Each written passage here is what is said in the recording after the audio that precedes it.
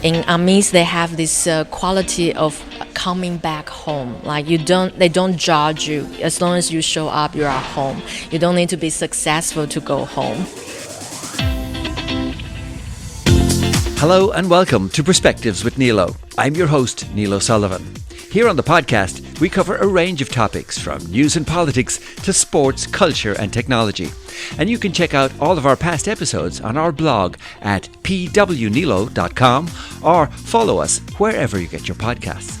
Aephie Chen is a talented Taiwanese-born filmmaker, and recently the Dublin School of Mandarin Chinese hosted the Irish premiere of her short film MAMU, a beautifully personal film that captures the pain, frustration and isolation of a daughter caring for her ageing father as his personality slips away when Alzheimer's takes hold. I sat down to chat with Aephie during her recent visit to Dublin, and we spoke about her own story and how it inspired the film, her creative process, and MAMU's connections with Taiwan's Indigenous peoples, plus lots more.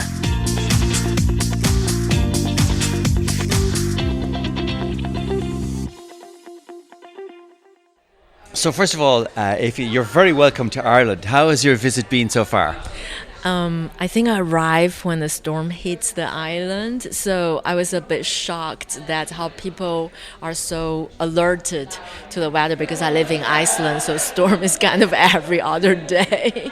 But Ireland is. I read a little bit about how the Irish people are, relearn their language and how this was kind of respected, and it was actually true. It was the fact. I was really surprised that people were actually speaking Gaelic first. So we just enjoyed the Irish premiere as well of your film MAMU. Maybe you can tell our listeners what does MAMU mean and who or what does it refer to? Okay, so MAMU means grandma in Amis and Puyuma languages, and it's the east coast of the ocean tribes in Taiwan. So MAMU is also, when I say MAMU means grandma, it means also the land, the home, because back in time, before the colonization, Amis and Puyuma, the land was owned by women. So the idea of MAMU, the idea of grandma, is the home, is the land. And who are the main characters in the film? The main character is the father and the daughter. And tell us about what goes on between them a little bit. The Taiwanese Indigenous man who relocated to England, he was a sailor, so he arrived in London by chance. And then he had his British daughter, which is biracial daughter. And back in time in the 80s and 90s, he educated her as British. So she didn't really speak his native language. But then he had the Alzheimer and he only remembered his native language. Then these two people who were the closest people on earth cannot really communicate through the language. So I was really inspired by the true events between me and my father. My father had Alzheimer, so I wanted to write a story on that. Something, the love can be beyond the language, but the character, the role is hard to do when you are actually a foreigner, an immigrant in Europe. Well, I think you portrayed it beautifully in the film. And, I heard you mention this earlier also when you were speaking, that this is a kind of situation that can happen to a lot of people as their parents age. And it must have been difficult to come up with the approach in the film to kind of explore this and show it in a sensitive way. Thank you for saying that. When I was facing the situation, taking care of my dad, I was only a student. So I had no rights in the UK to take care of my dad. He cannot have the visa because I was only a master's degree student. He would then live in Germany, and then we're facing all these border issues, all the language issues. So it was really, really tough. However, around that time, which is around 2015-16, There is no proper stories on the immigrants taking care of their elderlies, where you really challenging where is home and where to go to. I left Taiwan when I was 4, so like this is people said Taiwan has a really good healthcare. Why don't you go back? It's just so difficult to travel a demented elderlies on the plane. It's just so expensive. Like it's beyond imagination. So I decided I wanted to have a joyful approach. I want to every time I see my dad, I want to hold that smile on his face, and then that make me experiment a lot of things. I needed to find the way to bring him back home in his room, the room he was locked in. So I needed to. I even went to the city farm, put the pillow next to the pig, next to the hay where pigs lives. So it created this like farm smells where in his childhood he will have that. So and then we printed. I did an open call on all the Taiwanese in Europe if they have anything related to Taiwan, bring along. So we dressed up because I'm an art director. So I dressed up his room to make it into imaginative Taiwan. It would be amazing to make that film, but however, I wanted to because the short film has a very small space, so I wanted to be poetic, and I also wanted to tackle that love, the joy of, sometimes taking care of your elderly is not just painful. It's emotional, but it's supposed to be love, and love will have that quality of joy. And I also like the way you kind of interweave the different kind of parallels. You talked about the father and the daughter, but there's also the man and his homeland, and the lucidity and the dreams when Alzheimer's takes hold. This was also, I think, it can get complicated when you have a lot of those things, but you interweave them really well. Tell us a little bit about how you thought that through. Wow, it was a challenge between me and my cinematographer, who is also the editor. He read my mind, so we were classmates. So he had heard of this story multiple times, and he also see me through the difficult time. So when I was trying to find the magic moments between this father and daughter in this kind of a late Alzheimer's stage, where the father insists to go home and where the daughter didn't know where is home for him, we decided that it should be the father already home. Whatever he's already imagined about, then he is home. So it's all done by this face expression of this like content. The betraying, it's just very kind of painful to watch that daughter don't really fully in sync and understanding, but that was sort of the feeling of that. Like you have to believe they are already in a better place. And did you do a lot of study on Alzheimer's, the disease, and how it affects people as well? Yeah, because I was living in London, I participate all the events in Alzheimer's Society. I was so shocked that my dad had Alzheimer, and I have learned that many people who are not that old will also have Alzheimer. Just to see the people who were able to live together in the same country made me feel heartbreaking. Our case was very different. In the short film, I feel like maybe it would be important to make the father not able to speak English anymore, just to have this feeling of isolation from the daughter, from the society, and beyond. And the father, he's as you mentioned already, his name is Maya, and he's Indigenous Taiwanese. And you mentioned the Amis, so that's one of many Indigenous peoples in Taiwan. Tell us a little bit about them. Oh wow! I love Amis because they kind of adapted me. Their culture is very open, and in Amis they have this quality of coming back home. Like they don't judge you as long as you show up. You are home. You don't need to be successful to go home, which is very different from the West Coast of Han Taiwanese. So I found they are very open, and then also there's a lot of music involved in their language, and I just really love that sort of joyful quality to it. And also In Amis culture, they are, how do I describe? I think ocean tribe, also because the East Coast, you're facing the sunrise, you're facing the moonrise. And Mayao is actually means the brightest star next to the moon. And I just love that symbol where they don't take the main role. Like all the man's name are very small. They are next to something. So, yeah, that's why I was like, wow, you're fitting my story really well. And one of the other things I read you said was that you became a real fan of how the Amis take care of their elderly. How so? What did you find out? Because when I was doing the studies and I learned that the tribe people don't judge, there's no failures in life. So when I went back to Edolan, like their tribe, basically within the tribal area, you kind of, when you ride a motorbike, you don't even need to wear the helmets. They make deals with the police. But if you're outside of the tribe, you need to obey the laws.